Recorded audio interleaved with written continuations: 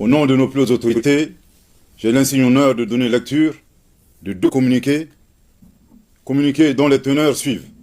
Communiqué numéro 064 du gouvernement de la transition. Le gouvernement de la transition constate avec une vive préoccupation une multiplication d'actes inamicaux, de cas d'hostilité et d'ingérence dans les affaires intérieures du Mali par les autorités de la République algérienne, démocratique et populaire. Toutes choses portant atteinte à la sécurité nationale et à la souveraineté du Mali. Au nombre de ces cas que nous condamnons figure, entre autres, 1. L'imposition d'un délai de transition aux autorités maliennes de manière unilatérale. 2. L'accueil sans concertation ou notification préalable et au plus haut sommet de l'État algérien de citoyens maliens subversifs et de citoyens maliens poursuivis par la justice malienne pour actes de terrorisme. 3. L'existence sur le territoire algérien de bureaux assurant la représentation de certains groupes signataires de l'accord pour la paix et la réconciliation issus du processus d'Alger, devenus aujourd'hui des acteurs terroristes. 4. La volonté des autorités algériennes à maintenir le régime de sanctions des Nations Unies concernant le Mali, au moment où le mouvement des non-alignés, la Fédération de Russie, s'y opposait dans l'intérêt du peuple malien qui demandait la levée du dit régime. 5. La main cachée des autorités algériennes dans une manœuvre consistant à imposer un chapitre sur le Mali dans le document final du sommet du mouvement des non-alignés à Kampala en Ouganda sans le consentement des autorités maliennes. À l'argument des autorités algériennes, selon lequel elles ne sont pas à l'initiative du chapitre contesté sur le Mali, il est utile de leur demander la raison pour laquelle elles ont été les seules à s'opposer au niveau des experts à l'amendement proposé par le Mali, en affirmant que toute modification de la rédaction contestée devrait recueillir au préalable l'assentiment des autorités algériennes. Après analyse de ces cas, il ressort une perception erronée des autorités algériennes qui considèrent le Mali comme leur arrière-cour ou un État paillasson sur fond de mépris et de condescendance. Par ailleurs, le gouvernement de la transition prend en témoin l'opinion nationale et internationale et les invite à constater l'écart entre les manœuvres d'hostilité des autorités algériennes d'une part et d'autre part la responsabilité qui leur incombe au moment où elles siègent au sein du Conseil de sécurité des Nations Unies, l'instance chargée principalement du maintien de la paix et de la sécurité internationale. Le gouvernement de la transition, tout en condamnant cette attitude, exige des autorités algériennes de cesser immédiatement leur hostilité. En outre, les relations de bon voisinage exigent des comportements responsables qui doivent être guidés par le sens de l'empathie et le respect mutuel. Le gouvernement de la transition serait curieux de savoir le sentiment des autorités algériennes si le Mali devrait accueillir au plus haut sommet de l'État des représentants du mouvement pour l'autodétermination de la Kabylie. Le gouvernement de la transition saisit cette occasion pour rappeler aux autorités algériennes les relations séculaires et fraternelles qui existent entre le peuple malien et le peuple algérien. L'un des points majeurs de l'amitié entre les deux peuples frères remonte à la guerre d'Algérie, lors de laquelle le Mali a notamment offert son territoire comme base arrière aux Moudjahidines, ouvrant ainsi un front sud.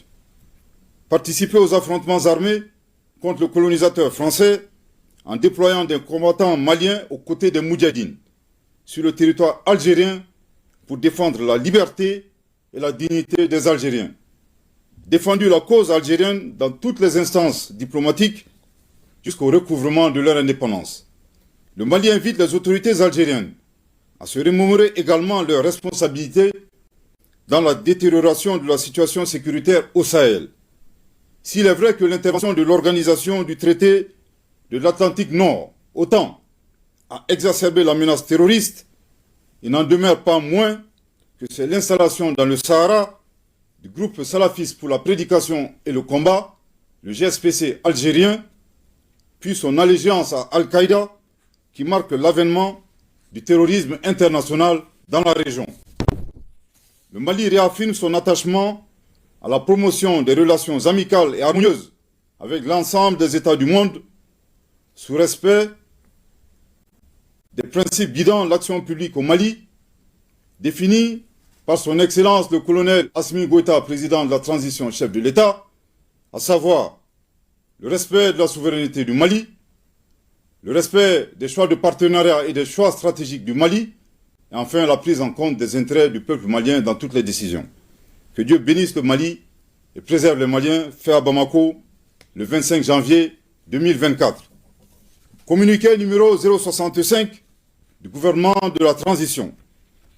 Le gouvernement de la transition, dans le cadre de la mise en œuvre de l'accord pour la paix et la réconciliation au Mali issu du processus d'Alger, signé en 2015, partage avec l'opinion nationale et internationale les faits graves ci-dessous. 1. Le changement de posture de certains groupes signataires de l'accord pour la paix et la réconciliation au Mali, issu du processus d'Alger, devenus des acteurs terroristes et poursuivis par la justice malienne, après avoir commis et revendiqué des actes terroristes. 2.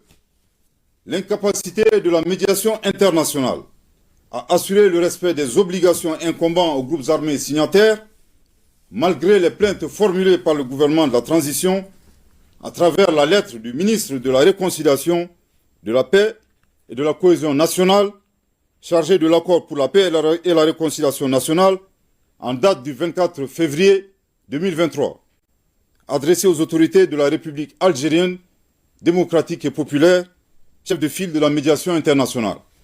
3. Les actes d'hostilité et d'instrumentalisation de l'accord de la part des autorités algériennes, dont le pays est le chef de file de la médiation internationale, tel que mentionné dans le communiqué numéro 064 du 25 janvier 2024 du gouvernement de la transition. Au regard de ces faits suffisamment graves précités, le gouvernement de la transition constate l'inapplicabilité absolue de l'accord pour la paix et la réconciliation au Mali issu du processus d'Alger, signé en 2015, et par conséquent annonce sa fin avec effet immédiat.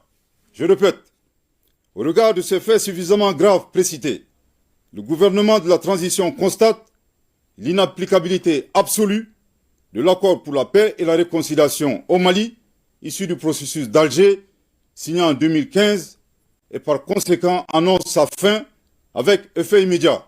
Je répète pour une dernière fois. Au regard de ces faits suffisamment graves précités, le gouvernement de la transition constate l'inapplicabilité absolue de l'accord pour la paix et la réconciliation au Mali, issu du processus d'Alger, signé en 2015, et par conséquent annonce sa fin avec effet immédiat. Le gouvernement de la transition rassure de sa volonté à œuvrer pour le règlement pacifique de la crise malienne en tirant les enseignements des accords précédents et en consolidant leurs acquis. En outre, il invite tous les groupes signataires du caduc accord de paix, non impliqués dans le terrorisme, ainsi que les partenaires du Mali, à s'inscrire dans l'esprit du dialogue direct intermalien, ouvert à tous nos compatriotes, épris de paix et de justice, annoncé par son Excellence, le colonel Assimi Goïta, président de la transition, chef de l'État, le 31 décembre 2023. Le gouvernement de la transition saisit cette occasion pour appeler les Maliens à renforcer la cohésion nationale et à promouvoir le dialogue et la paix.